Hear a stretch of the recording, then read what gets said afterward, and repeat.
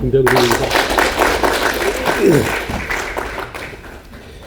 여기 상당히 급하신 모양입니다. 지금 20분으로 되어 있는데 15분 하라고 그러는데 제가 인사 말씀 다 줄이고 정말 드리고 싶은 말씀만 딱 드리고 나머지는 글로 대신 하겠습니다. 사실 글을 될 수 있으면은 쉽게 그냥 쭉 읽을 수 있도록 편하게 쓴다고 제 나름 그렇게 썼습니다. 그 내용을 일일이 다 따라가면서 말씀드리지 않고 제가 드리고 싶은 말씀만 드리도록 하겠습니다. 우리가 어디 가서 제가 우리 조선이 굉장히 아시다시피 임난 이후에 사실 나라가 아니다라고 할 정도로 피폐한 그런 상황이었고, 그럼에도 불구하고 이것이 또 긴 세월을 유지하다가 결국은 일본에게 우리가 소위 병탄을 당할 때까지 쭉 계속됐는데, 그 과정에서 일반 소위 백성들이 당한 고통이랄까요? 그런 건 말할 수 없이 참 컸고, 또 나라꼴이 정말 말이 아니었다는 여러 가지 증거들이 있습니다. 왜 조선인이 후기에 그 임난 이후부터 시작해가지고 이 모양이었을까? 그러다가 정말 칼 한 번, 활 한 번 못 써보고 남의 나라에게 복속이 되는 그런 참 국치를 당했을까? 라고 생각을 하면 많은 사람들이 이렇게 이야기합니다.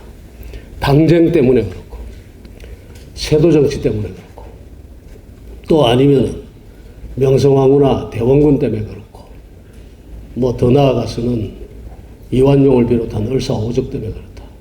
근데 저한테 물으면 전 대답이 좀 다릅니다. 그것이 직접적인 원인은 다 됐지만 기본적으로 더 중요한 문제는 조선의 체제가 왕정이었다는 겁니다. 왕정은 어느 정도의 산업화가 이루어지거나 유통경제가 발달하고 그 경제체제나 사회체제가 바뀌는 상황에서 왕정이라는 건 존립할 수가 없는 체제입니다.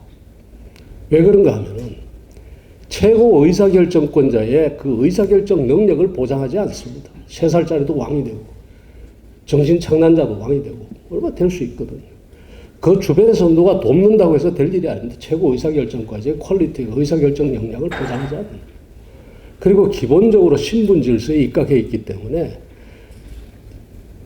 정책 엘리트들의 그 충원 자체가 굉장히 제한적일 수밖에 없고, 그것이 결국은 뭔가 하면 귀족들끼리 나눠 먹는 문화이기 때문에 결국은 의사결정 체제 전체가 그 역량이 보장되지 않습니다. 그렇기 때문에 산업화가 이루어지고 유통경제가 발달하면서 세계의 모든 왕정에는 문제가 생기게 돼 있었고, 그 문제가 생기자 그 다음에는 백성들이 민중이 들고 일어나서 사실은 입헌군주제나 그렇지 않으면 공화정으로 가는 겁니다. 필연적으로. 중동같이 정말 부자가 되어 자원만 파먹어도 되는 나라 같으면 국가가 여전히 나눠줄 게 있으니까 그렇게 갈 수 있겠죠. 그러나 그렇지 못한 나라는 사실은 공화정이나 입헌군주제로 가서 국가의 의사결정, 저는 정책을 공부하는 사람이니까 사실은 의사결정 역량이나 의사결정을 대단히 중시합니다. 모든 사람, 개인도 마찬가지고 국가도 마찬가지고 판단 능력이 없고 의사결정을 잘못하면 그건 망조가 되는 거거든요. 그래서 조선은 어려웠다. 당쟁이 왜 나타나느냐? 잘 되는 집안에는 형제간의 싸움이 없습니다. 어려운 집안에 형제간의 싸움이 나고 치고받고 싸우고 야단법석을 떨거든요. 국가가 이게 왕정이나 없어져야 될 체제나 전환이 돼야 될 체제가 전환이 되지 않고 있으니까 잘 못된 집안에 서로 책임을 회피하고 책임을 전가하기 위해서 당쟁이 생기는 겁니다. 조선조 초기엔 당쟁이 없습니다. 그러다가 그 당쟁들끼리 당쟁을 싸우다 보니까 그 다음에는 이겨야 되겠고, 그러다 보니까 패권 정치가 나타나는 거고요. 그러다가 가지고 여러 가지 옥사나 사화가 일어나는 거고, 그렇게 되는 겁니다.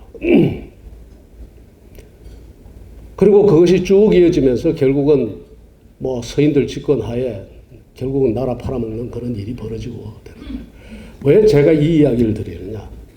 이 조선의 왕정이라고 하는 것이 일종의 우리가 말하는 레짐이다.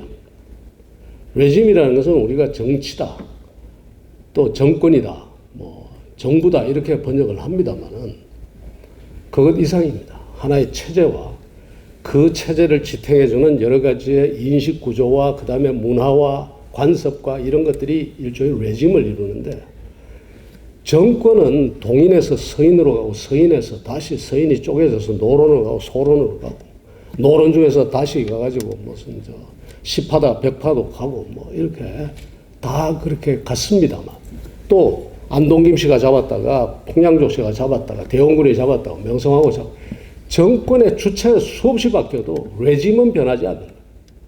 왕정이라는 레짐은 변하지 않고 누가 집권을 하든 그 나라는 거의 가가지고 백성을 갖다 도탄에 빠뜨리는 그런 체제로 갔다 이 말이에요. 그 레짐에 대한 문제를 우리 사회가 제기 안 하는 데 대해서 저는 한국의 역사학자들이 이건 정말 큰 오류라고 저는 생각합니다. 저는 정치학자로서 정책을 연구하는 사람으로서 이 레짐의 문제를 심각하게 제기합니다. 왜 제가 이 이야기를 드리냐. 광복 이후에도 줄곧 이어지는 레짐이 있다가 대한민국에. 그 레짐이 바로 뭔가 하면 제가 이름하기를 국가주의 레짐입니다. 국가가 모든 데 간섭해가지고 이것도 간섭하고 저것도 간섭하고 그런단 말이에요. 아시다시피 우리 세대만 하더라도 머리 길이와 치마 길이, 밥에 혼식을 하느냐 안 하느냐, 콩을 얼마나 넣느냐 다 국가가 간섭했습니다. 벼를 뭘 심어야 되고 언제 심어야 되는지 국가가 다 정했습니다. 자, 그때를 우리가 경험했기 때문에 지금은 많은 사람들이 착각을 합니다. 대한민국은 이제 국가주의 레짐이 없어지고 민주화가 되면서 국가주의 레짐이 없어졌다. 아닙니다. 민주화가 되면서 권력의 주인은 바뀌었지만요. 그 권력이 집단적으로 아주 강하게 그 국가 권력이 곳곳에 개입해서 우리의 삶 하나하나를 갖다 규정하고 있는 그것은 크게 변하지 않았습니다. 여전히 대한민국은 국가주의가 팽배한 그런 체제 아래에 있다. 제가 이 이야기를 하면 진짜입니까? 이렇게 자유로운 국가에 뭐가 더 자유로워야 된다고 자꾸 자유 이야기합니까? 제가 묻습니다. 하나 예를 들어서 얼만큼 우리가 꼭 뭐 같은가 하면 더운 물 속에 있는 무슨 개구리나 뭐가 이게 온도가 올라가는지 모른다는 뭐 그런 이상한 이야기가 있듯이 우리가 그 속에 있으니까 모르는 겁니다. 제가 가끔씩 묻거든요. 교사에서 하나 예입니다.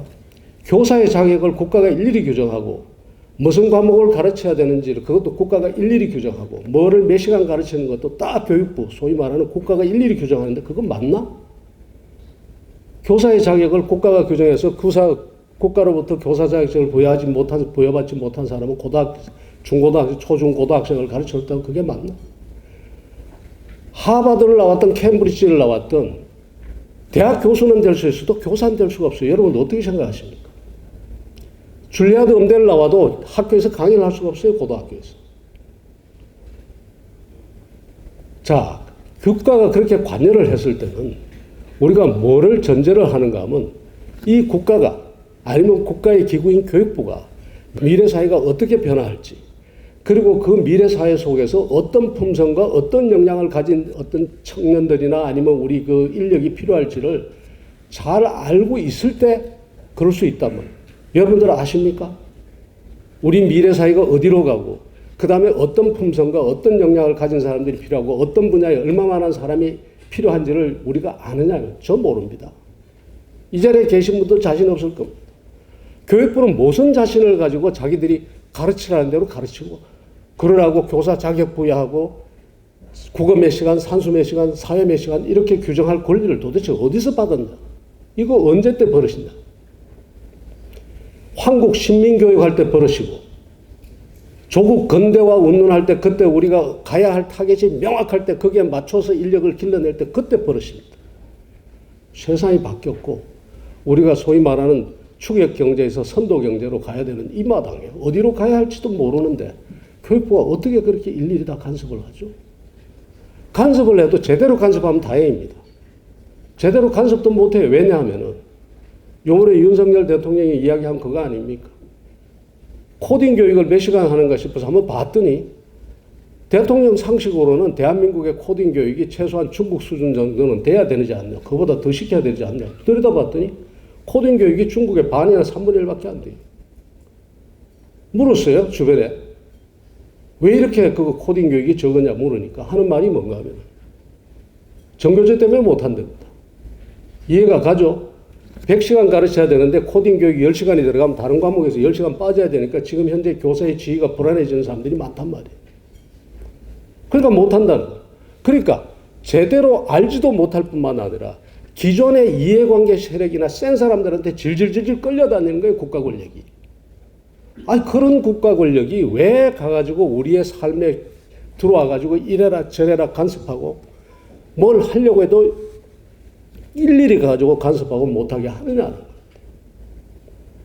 제 여기 인용을 했습니다만 핀테크 기업의 가장 대표적인 토스의 CEO가 하는 말이 있습니다. 불과 몇 천만 원 가지고 시작했던 기업이 지금 몇 년 만에 7조 원짜리, 10조 원짜리 기업이 된 그런 기업인데 그 기업의 CEO가 하는 말이 정부 규제가 이렇게 심할 줄 알고 이거 하나 푸는데 대통령까지 나서서 푸는데도 이렇게 어려울 줄 알았으면 규제가 이 정도 되는 줄 알았으면 아예 시작을 하지 않았을 것이다. 모르고 했다는 겁니다. 역설적으로 이야기하면 얼마나 많은 지금 스타트업 기업들을 비롯한 그런 사람들이 얼마나 많은 벤처 사업가들이 이렇게 센 걸 알고 있기 때문에 지금 나서지 못하고 있겠느냐 이거. 이것이 과연 대한민국에서 지금 우리가 취할 태도이냐. 그래서 저는 이 국가주의 체제로부터 우리가 빠져나오는 소위 탈국가주의 논의를 지금 아주 강하게 하지 않으면 안 된다. 오늘 바로 그런 자리라고 저는 생각을 합니다. 제가 꼭 드리고 싶은 말씀이 있습니다. 조금만 더 이야기 드리고 제가 마치도록 하겠습니다. 제가 이 국가주의에 대해서 정말 이래서는 안 되겠다라고 느낀 게 언젠가 하면 대학 교수가 처음 됐을 때입니다. 대학 교수가 돼가지고 행정을 처음 맡았는데요. 행정 처음 맡아 교학부장이라는 걸 행정대학원 교학부장이라는 걸 맡아가지고 행정을 처음 하는데 첫 행정회의가 뭔가 하면 제가 회계를 조작하는 거였습니다.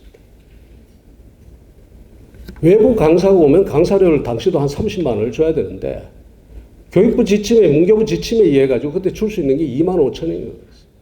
27만 5천 원을 내가 만들어내야 돼요. 제가 정말로 젊은 교수가 내가 교수라고 선생이라고 됐을 때는 그 만한 이상을 가지고 했을 텐데 그 선생한테 첫 번째 강요한 게 뭔가 하면 회계 조작을 하라는 겁니다. 제가 회계 조작했습니다. 그것만 조작했겠습니까? 곳곳에서. 국가가 도대체 뭔데? 교육부 지침이 국가가 왜 말하자면 멀쩡한 젊은 지식인과 그다음에 그 지성을 찾아서 온 사람을 회계 조작을 시킵니까? 그런 일들이 지금 현재 이 사회에 곳곳에서 국가 권력이 간섭하고 있기 때문에 이것 속이고 저것 속이고 아직도 대학에서는 그런 장난을 해야 되고 아직도 수업 시간 가지고 그런 장난을 내고 이 속에서 혁신적인 교육이 될까요? 혁신적인 교육들이 지금 제 주변에 있는 사람도 지금 발도르프니 몬테소리니 이런 데 지금 학생들 보내고 있거든요. 근데 유감스럽게 그런 학교들이 발도르프만 하더라도 세계 교육부 장관 회의가 세계 최고의 교육이라고 칭찬한 그리고 선정한 그 교육이 대한민국에 들어오니까 이건 학교 아니라는 겁니다. 왜? 교사 자격증도 없는 사람이 가르치질 않나? 그 다음에 가르치라는 시간, 국어 몇 시간 가르치라고 하는데 그거 적게 가르치고 엉뚱한 거 가르치지 않나? 넌 학교 아니야. 아이들도 행복해하고 부모들도 만족해하고 그런 학교는 학교 아니라고. 교육부 지침을 따라가지고 애들이 학교가 졸고 있는 학교는 학교라고 하고 이렇게 해서 국가가 이렇게 되겠냐. 탈국가주의야. 그리고 저는 그렇게 생각합니다. 인류의 역사는 결국은 개인의 자유권을 확대하는 방향으로 저는 진행이 된다고 봅니다. 그러니까 이 지금 이렇게 계속 우리가 지지부진하고 이 지금 계속해서 규제하고 뭐 하면서 시장에 개입하고 공동체에 개입하고 하는 이것은 실질적으로 이유가 뭔가 하면 국민을 졸로 보기 때문에 자율적인 기재가 전혀 발휘하지 않을 것이라고 보기 때문에 배임이다 뭐다 해가지고 기업들 다 걸면서 충분히 소비자나 채권자나 투자자나 또 아니면 주주나 이런 사람들이 통제할 수 있는 부분까지도 누구한테 먼저 책임지라고 하는가 하면 검찰과 경찰에 먼저 책임지라고 그런단 말이에요. 당신들은 자율적인 능력 없으니까 국가가 관리해 주겠다는 건데 이게 맞습니까? 그러면서 그 권력이 어디로 가는가 하면 그 권력이 힘센 사람들한테 그냥 빨려 들어갑니다. 스스로 컨트롤도 못하는 걸 가지고 지금 그 규제도 하고 뭐도 하고 하는 겁니다. 그래서 저는 이거 풀어야 된다. 그 다음에 역사는 결국은 개인의 자유권의 확대라는 쪽으로 갈 것이다. 다만 한 가지 주의할 것은 우리가 그 자유라는 이름 아래 우리 사회에 일어나고 있는 형평의 논리라든가 그 다음에 공정과 정의의 논리라 이거 무너지면 안 된다. 국가가 할 부분은 바로 그런 부분입니다. 진정한 자유주의자는 뭐를 해야 되는가 하면 분배 담론도 가지고 있어야 되고 형평의 담론도 가지고 있어야 됩니다. 왜냐하면 자유가 위협받을 때 공산주의 혁명과 사회주의 혁명이 일어날 때가 언젠가 하면 바로 그 사회가 부패하거나 공정하지 못하고 그 다음에 상식적이지 않고 공평하지 않고 형평의 논리가 깨지고 빈부격차가 깨질 때 뭐가 일어나는가 하면 바로 자유를 위협하는 그런 혁명들이 일어납니다. 그래서 진정한 자유주의는 반드시 균형 잡힌 시각으로 우리 사회에 정의와 상식, 그 다음에 형평의 담론이 살아나야 된다는 것을 잊어버리면 안 된다. 바로 그런 영역에서 그것을 어떻게 살릴 것인가를 같이 공부해 주는 게 공부하고 검토하는 것이 그것이 진정한 자유주의의 길이다. 이렇게 생각합니다.